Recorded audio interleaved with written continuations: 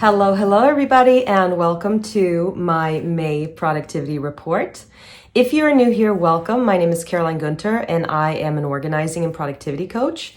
I teach digital organization, digital asset management, productivity, project management, event planning, all kinds of stuff. Anything that has to do with organization and projects and managing those, I'm all in. I hope you'll consider subscribing to this channel because I try to put out as much useful information as I possibly can. And in these productivity reports, what I do is I talk about my goals and how the previous month went, so that there is full transparency around how I do things as a pro and how I make my ideal life sort of come to life. So I hope you enjoy this, and I have done quite a few productivity reports now. I think I'm on month 7 or 8, so it's fun to kind of follow them to see the progress that I make, and that also helps my clients and potential customers see, how I approach my goals and how they can think about things in a different way. So I'm really enjoying making these videos, and thank you for watching. Thank you for being here. We're going to get into May 2024 and what happened during this month right now. So yeah, let's kick it off. Let's do it. As you can tell, I am in yet another Airbnb. I'm actually in sunny California right now shooting this video, but we're going to talk about May. So you get to hear about that next month in June's report. I'm always a month ahead, right? And I look back at the month that has passed. So we're going to talk about May 2024, and I spent all of May in Sweden, which is where I'm originally from. May was actually a month that I had looked forward to for quite a while. My daughter's biggest Christmas wish was to go see Taylor Swift in concert. She's on the Eras tour right now, and it's a fantastic show. I highly recommend you go see it if it comes anywhere near you. So basically, she had wanted tickets, and we decided to get her tickets for Christmas. Now, mind you, it is Taylor Swift, and tickets don't come easy and they don't come cheap, and that's totally fine. But I quickly realized that getting tickets and finding space, on the Chicago tour stop or anywhere in that vicinity was just not going to happen. So I figured, well, what should I do? Where should we go? Where should we catch the show this year? To make it the most aligned with our schedule, with our budget and everything. So what we actually decided to do was to combine it with a trip home. So most of the year I'm in the US, but obviously I want to go home and see my family in Sweden. And May was just a really, really great option to do that in. It's a good month to be in Sweden overall. If you haven't visited, that's when we get the better weather. Summer starts coming around, and you can be outside a lot more than you can in the wintertime. So it's actually a great month to visit. And Taylor Swift was going to do 3 dates in Stockholm over a weekend, Friday, Saturday, Sunday. So I moved heaven and earth and found us tickets for the Saturday show, which was, I believe, May 18th or something like that. Long story short, off we went to Stockholm in early May, beginning of May.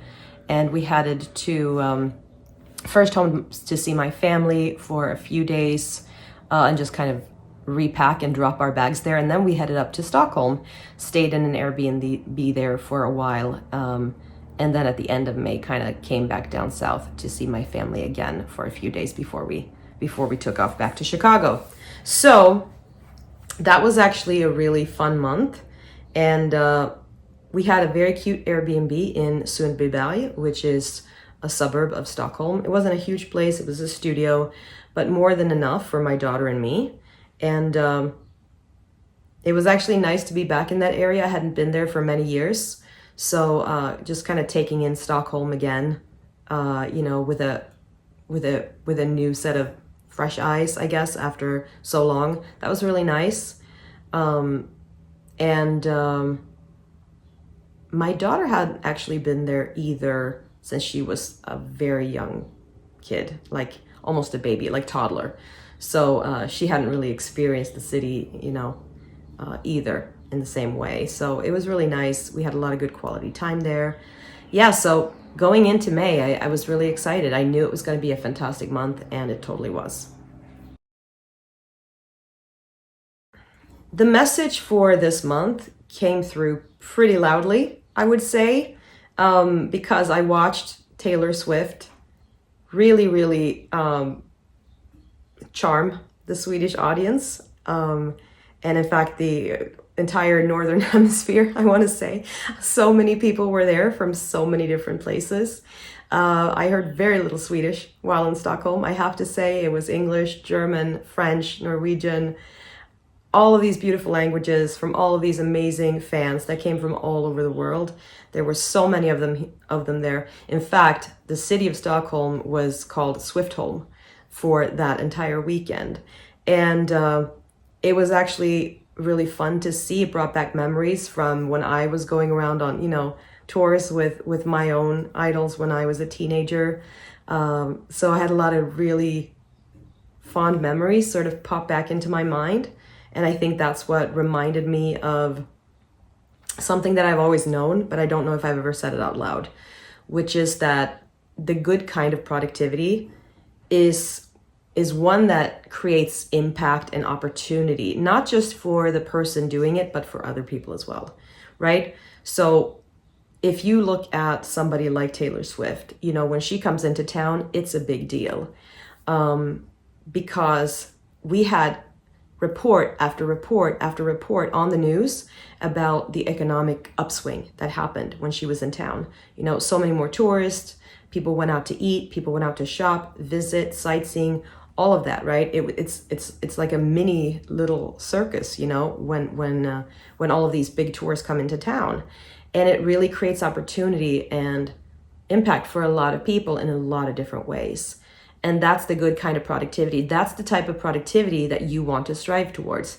The one that is like long-term impactful, right? So that's this month's takeaway. The message that I want to share with you is that whenever you think of productivity and how am I going to be most productive, think of long-term impact. Impact that creates opportunity and positive change for other people. That is the absolute best way to use your skills. And she's just a phenomenal example of that.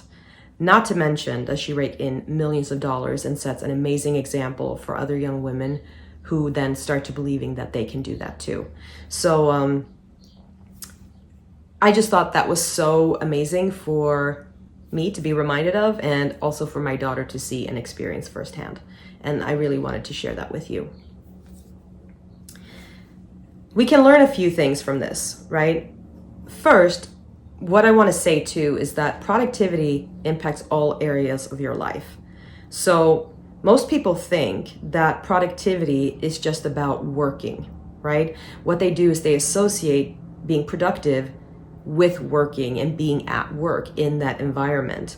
And that's just a very slippery slope. That's not necessarily how we want to think about it. I wrote a post recently about how productivity is not about just doing a lot of boring tasks faster than anybody else. That's not at all what this is about. It's about creating that positive impact and opportunity for things to snowball in a positive way. And productivity for you is really about creating long-lasting happiness and impact for yourself.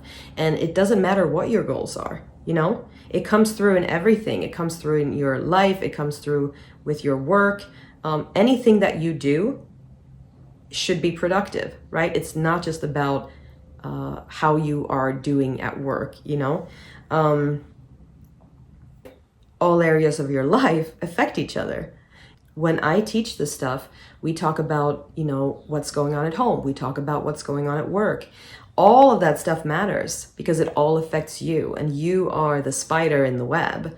So we can't just ignore half of it. Does that make sense? Like if we're doing quarterly planning and you're not feeling your best, how do you think that's going to go at work? Or if something at work is affecting you at home, or however you want to look at it, right?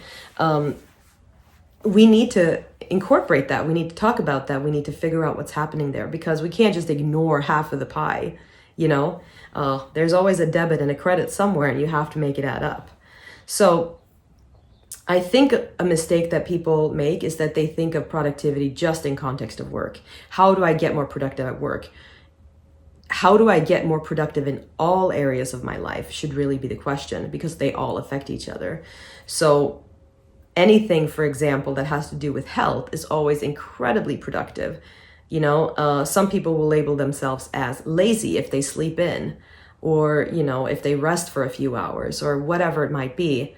And that's not true. Sometimes sleep is the most productive thing you can accomplish, right? Because you can't function without it. I've said in another productivity report that sleep is a natural anchor, and every process needs an anchor. So that's one of those things that is never going to be wrong, and just because you rest, you're not lazy. There's a mindset shift that we have to do here, and we can't frame it that way. There's no need to apologize for resting. I think if you change your perspective on a lot of this and really think about what productivity really means, you'll be far ahead of the rest of the world. Secondly, I want to connect the dot that the best kind of productivity, again, just to reiterate, comes from integrating business and life. So if you do what you love and if you're really good at it, obviously both of those have to click for you to get to a certain level. But that clearly shows, it inspires others, and that is really what leads to that long-term impact. So it's like a ripple effect. And I think I talked about that a lot in January around, how do you up-level your craft while you work on personal development. Personal development is a huge part of productivity. Self-awareness is a huge piece of productivity. It's just going to show and be so much more impactful when you integrate your business and your life. So, for example, when I'm doing these trips, obviously I'm here to do some work in California, but I'm not only doing work. I'm also having a lot of fun and meeting a lot of friends. I'm integrating my business and my life in a way that makes it feel like I'm really just having fun the whole time. Doing these reports is a way for me to share with you. It's a way for me to connect with you. I'm also having a lot of fun doing this, right? And it also helps my business because I'm being more transparent, and then people reach out to me and saying, I really like what you said there. How can we work together? So there's like all of these things that you can pull together in your work that might have a really positive impact on your life, and vice versa. There's a lot of different things that you do in your personal life that impacts you at work.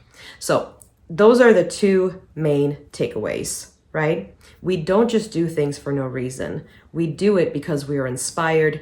Inspiration comes from watching people live their best life and fulfilling their life goals, basically, and their highest purpose. And the best leaders know how to do that because they integrate their business and life in one. Taylor Swift is a prime example of this. I can think of a few more people that have been really good examples, but I think you know what I mean. They know that by leading by example, they spark that in the next leader and the next leader, and then that is like a train that keeps going, So when you contribute to success for other people in that way, that is just the most amazing kind of productivity. So really rethink what productivity means to you and how you can integrate life and work better in order to create that kind of change. All right, so let's talk about how productive I was in May. Given that I was on the road a lot, this was an interesting month, and it was actually a really good example of work-life, balance in action. So it's not always going to be even, right? You have a bunch of different ways of looking at productivity in your personal life as well as in your business life. If you spend more time here, this comes down a bit. If you spend more time here, this comes down a bit. It's kind of like a little seesaw. And the idea is that we don't have too many extremes back and forth. That is not always going to happen. You are, seasonally going to feel shifts like this, and that's totally okay. What we want to watch out for is that we're not constantly always like this or always constantly like this, right? We just want to monitor that and make sure that we have a nice sort of balance going on. That being said, you're going to have seasons where one outshines the other. And that's what happened for me in May. I didn't feel like I actually worked a lot, but I did. And it was interesting to see because I had so much fun, it didn't feel like work. And you'll see when I talk about the number of hours that I actually went over this month. Highly unusual for me, but just a very interesting result. This month, I completed 3 projects. So if you've followed my other reports, you'd see that I have 3 as my goal every month. It is a nice round number that I want to stick to because it allows me a little bit of flexibility, but also moves things along in a very nice way. And that's a number that I've come to over years and years of doing this and knowing myself and how I work and how I like to keep my balance. Normally, I do tend to go over. I tend to take on slightly smaller projects, which means that they move faster and I close them out faster. And I actually like doing that, but I had one very big project in May that just sort of eclipsed a lot of other things. So I did that one big one and I did 2 smaller ones and still met my goal of 3. My favorite project this month was actually participating in an article. So I was invited by featured.com to talk about recommendations and insights on how customizing productivity methods can be done with different coaching styles. And so what I did is I highlighted my high ticket program called Mindful Monday Mapping. We call it MMM for short. It's basically my high ticket program for leaders and coaches and CEOs, people who are interested in how to create a shorter work week and how to have a really strong CEO routine that makes it easy for them to have more work-life balance. And I built that framework over a few years using different methods like Kanban and Kaizen and reflection routines. The biggest one, though, that it's based on is actually bullet journaling. It's a very popular method for listing out notes, tasks, and ideas. And if you know anything about productivity and that industry, you know that a big part of it is to get things out of your head and onto paper, whether it's physical paper or digital, but just so that you don't have to remember everything yourself. And so that is what a lot of productivity coaches teach, me included. And bullet journaling is extremely effective for people who are indecisive. Not all, but certainly a lot of my clients are fairly indecisive because they don't want to make the wrong decision and go down the wrong path, which is totally understandable. So we use a lot of journaling to make decisions, because when you are writing things down and you are writing it in a certain style, you're actually showing yourself the answer. Like, it reveals itself as you're journaling. So this is not long journaling by any means. So let me make that clear. This is bullet journaling, very quick, but we do it in a narrative way so that they are answering questions to themselves. And by doing so, they are actually revealing the answers that they need in order to move forward with the right decision. So that was one of the techniques that I highlighted in this article, and I'll link to it underneath the video. If you are somebody that hesitates a lot or feel insecure about, what should I do next? What's the right order of operations for my projects? Should I do this project first or this one, or what should I focus my attention on? Please join us in MMM. I think you will find it very refreshing and quite easy to learn once you get the hang of it, actually, once you get the idea of the framework. Another big pro of bullet journaling and using these types of techniques is that if you are an indecisive person or you just have trouble seeing what the next steps are, it kind of reveals itself. Like I said, we don't work with big giant leaps. That's not what's going to get you to the finish line. I feel like this is very common in many industries, right? But we have become so impatient that we want the big finished product right away. We want the big result right away, but I'm going to say it in every productivity report. That is not how life works. We need to take a series of small steps in order to get to our goals. So in the productivity industry, we teach a lot of micro goals, meaning that we are doing the next little step, and then the next little step, and then the next little steps. It's not these giant jumps that's going to get you the result. It's the little steps that build on each other. And we call that the ladder method, Ladder, like a ladder. You know, we don't jump like this, right? Because if you think about it, that's too risky, you know? But when you take smaller steps like that, with a very tight ladder, climbing to the top becomes a lot easier. So if you are somebody who struggles with that, please join us in MMM. Again, like I said, it is a fantastic way to learn how to make better decisions. And when you make better and faster decisions, your productivity naturally starts rolling. So I'm going to leave all the links that you need below this video. And please check out that article, because I think that was a really cool one to participate in. By far my favorite project this month. All right, let's move on to hours worked. I alluded to this up top. It actually felt like a very light month. But then when I looked at the stats, it wasn't. Not compared at least to my previous months. So this month I worked just under 103 hours, and that is about 26 hours per week. Now, mind you, that is basically part-time, so I'm not saying that that's a lot of work in general. It is, however, more than the goal I've set. So I've set about somewhere between 20 to 25 hours. So I'm slightly over in May. And that was just surprising to me to see. I didn't think I went over.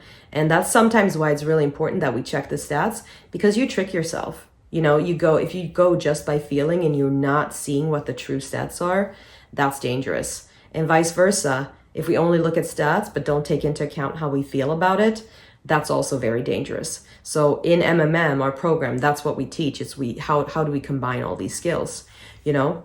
And that's one of the reasons why I do these reflection routines. I have to check, did my experience actually match up with the reality? In this month, in this case, it did not.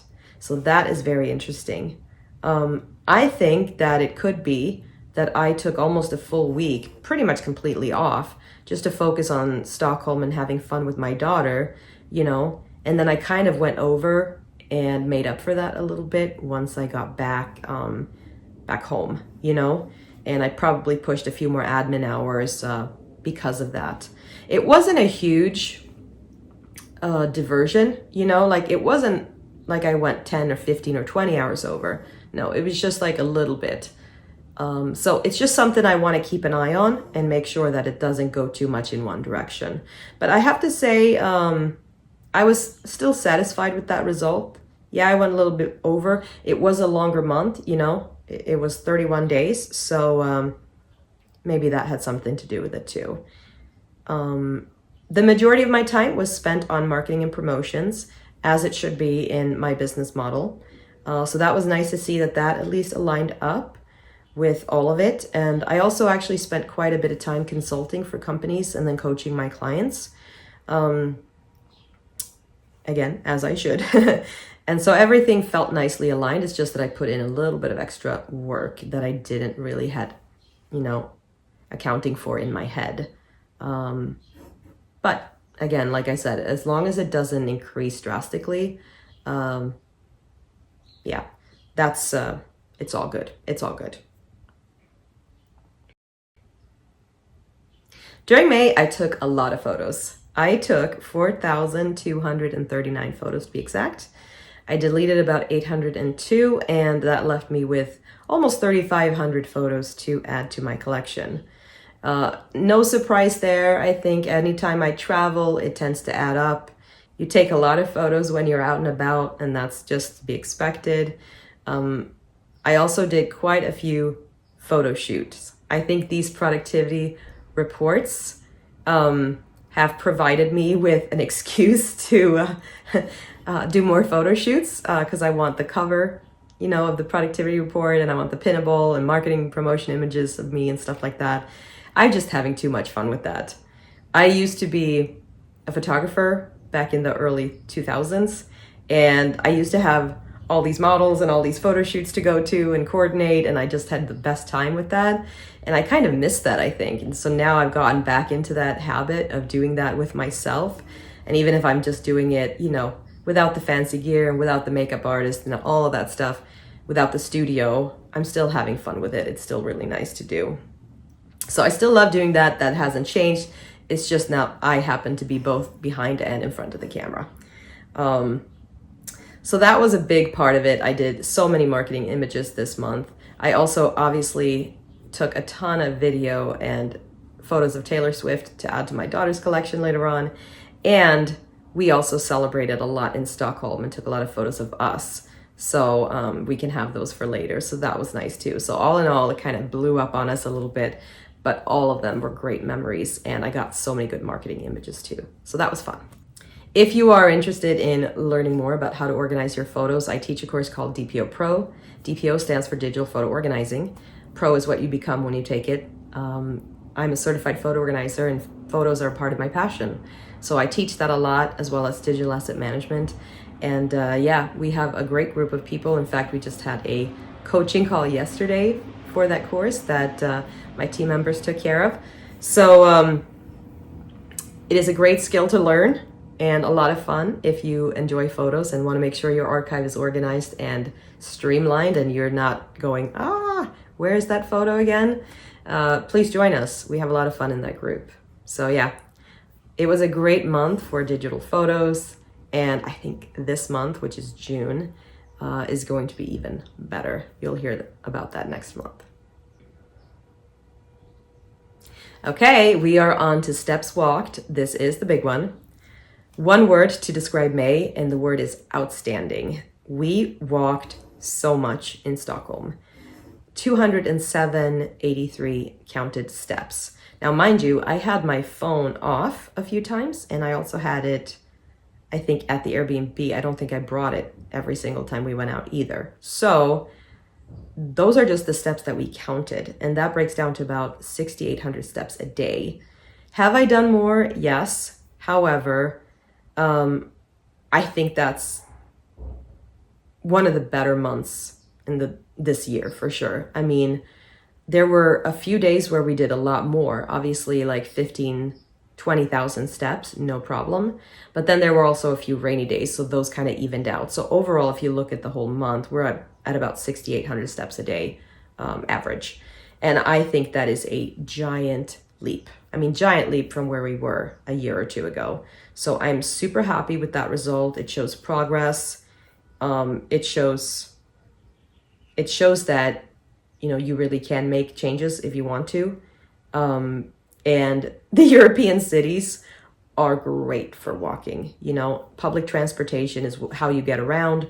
Walking is a big part of how you get around. And so it just really becomes so easy when you're there. You're not even thinking about it.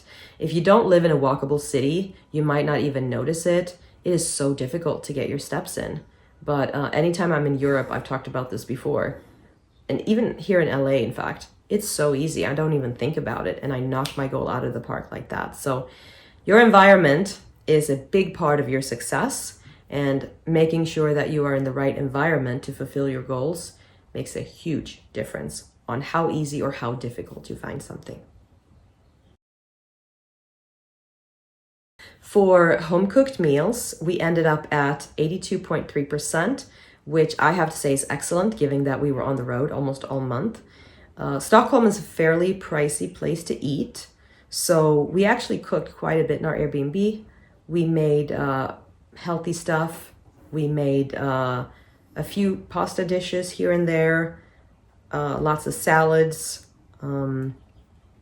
It's funny because when people ask me what we eat in Sweden, they you know, I always say Thai food and they go, Thai food, really? And I say, yeah. What is Swedish food? At this point in time, I feel like Swedish food is pretty much Thai food. Swedes love Thai food, and we have a wonderful big Thai population in Sweden, and Swedes also love to go to Thailand. So when I think of Swedish food nowadays, I actually think of Thai food, which is hilarious. Traditional Swedish food is called husmanskost. It's a lot of sandwiches and potatoes and things like that. So it's a bit more hearty and carb heavy. And we had quite a bit of that when we were staying with my family. The Swedish breakfast routine is usually yogurt, granola, things like that. And and that's kind of what we stuck to as well. Swedish yogurt is so different from American yogurt, so if you have had maybe Icelandic yogurt, it leans more towards that. But yeah, I am confidently tired at this point of sandwiches. I do not want to see another sandwich for a very long time. It's an easy meal and I love it, and we're really good at sandwiches up in Scandinavia, but I'm done with eating them for a while. So I'm quite excited to be back in the US and having a different diet. Here in LA, you'll hear about this again next month, but it's a lot more salads and lighter meals. But not in the north. We are very carb heavy there most of the time, and at least in my household. And so yeah, no more smørrebrød for a while now. Books and learning. I always take time to read at least one book, either physically or by listening to the audiobook. And this month I listened to the audiobook version of Before We Were Yours by Lisa Wingate. There's a few of us there's a little book club that we've got going on online, and the consensus was to read a fiction book this time, which I need. I tend to read only self-help and development and all of those types of motivational books, and so I need to get a bit more fiction into my life. So this was a nice welcome. This was a long book, and it was a heavy book at times. I found it to be a very difficult listen for many reasons, but mostly due to the logistics and the way it was laid out. It's actually a book that kind of skips back and forth between different scenes quite a bit. So I felt a little bit like I had whiplash, and I had trouble listening to the book, like where am I in the story at this point? And I think I actually got to chapter 9 before I really started to see how it all connected together. Now, that being said, that is my, it has to do with my learning and communication style, but it took a bit long for me to understand what was happening in the book. That being said, though, when it came together, it really came together. It was really nice. It was a long book. It was a heavy investment of time. It was a 14-hour, I believe, audiobook. So, because of that, I had to stop so many times, and that kind of threw me off too. And that's why when it was skipping back and forth, it was a little hard to follow. So in hindsight, this was probably not a book that I should have listened to. I should have read it. I feel like if I had had the actual physical book and read this one, it might have been a different experience. I think seeing the words, the visual person that I am, that would have given me a bit more control over how I took them in versus, the narration. So that was a big factor. So if you're gonna read this book, or if you're interested in it, I would highly recommend actually reading the physical book rather than the audiobook. Now, I have to say, though, that the audiobook was recorded in a very charming way. It was ladies reading it with a lovely Southern accent, and I just love that little twang, So listening to it was so charming, but it was just hard to take in the story. So yeah, would I recommend it? Absolutely. Just not in audiobook format. Get the actual physical book. This past few months, I have been absolutely blown away. It has taken only minutes to book out my Fika with Caroline coffee virtual tea slots. That is basically what I do with my mailing list. I send out like a little email that says, surprise, we are opening 3 slots for virtual tea dates or coffee dates, however you want to think of them, for 20 minutes. And anybody can just jump on and chat with me about something completely random. And it's been so much fun to see how many people actually want to do that. And I think that kind of speaks to a bigger issue that we're all looking for connection right now. And everybody's just so excited to feel more connected and not spend so much time alone. I've also felt that being here in LA, and so I'm really enjoying those little coffee dates. I call them tea dates because that's what I drink, but the people who show up are allowed to pick whatever drink they want. But yeah, it's just been amazing. It's been so flattering to see how many people want to talk with me, and it's just taken a few minutes to book them out every month. So I'm just so excited about that. And yeah, it's just been lovely.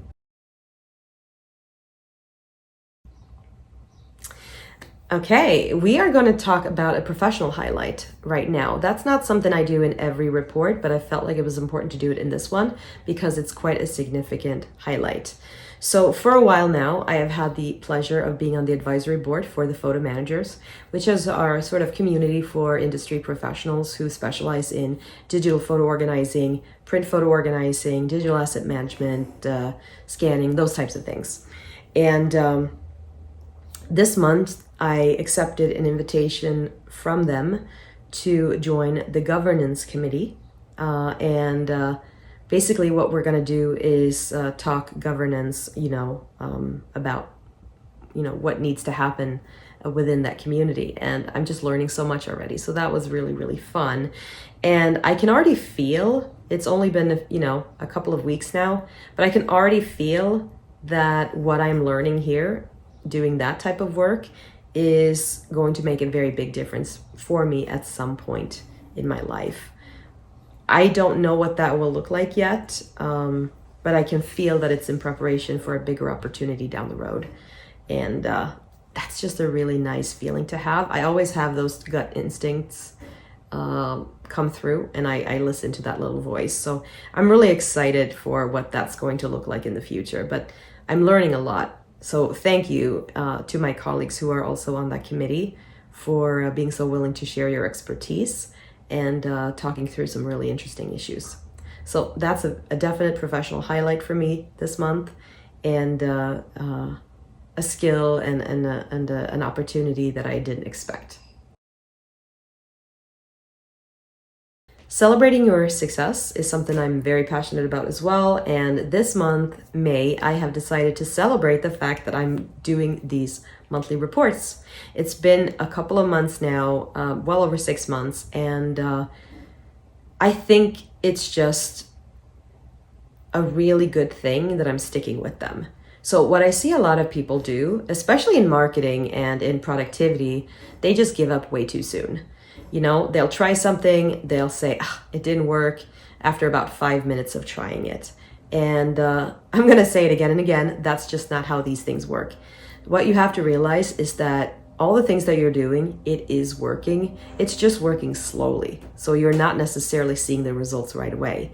I may not have the biggest audience yet, doesn't matter. I may not be the best on camera yet, doesn't matter. The fact is that I'm actually doing it consistently. I'm feeling the impact on how grounded I feel in my business and my personal life doing these reflections. It aligns with what I teach and the framework that I coach my clients on. And I think it's just really important to be patient and give yourself time. You're not going to master anything overnight. You just have to stick with it and not quit and get this shiny new object syndrome. We see so many people go like, I'm just going to start a podcast. And then they do 2 episodes and go, yeah, that didn't work. That's not going to ever work if you approach it like that, right? You have to give it time and actually put in the work to see some momentum forming. So that's what I'm doing with these reports, and I can feel them working already. And it's only been, I think, 8 months now. So I really want to highlight that and celebrate that I'm able to do these now. And I was actually just telling my roommate over here that I can feel myself knocking these out faster and faster. Like the amount of time it takes to record compared to what I did in the beginning, it's actually a lot of improvement there. And the way I'm able to talk to the camera, there's improvement there.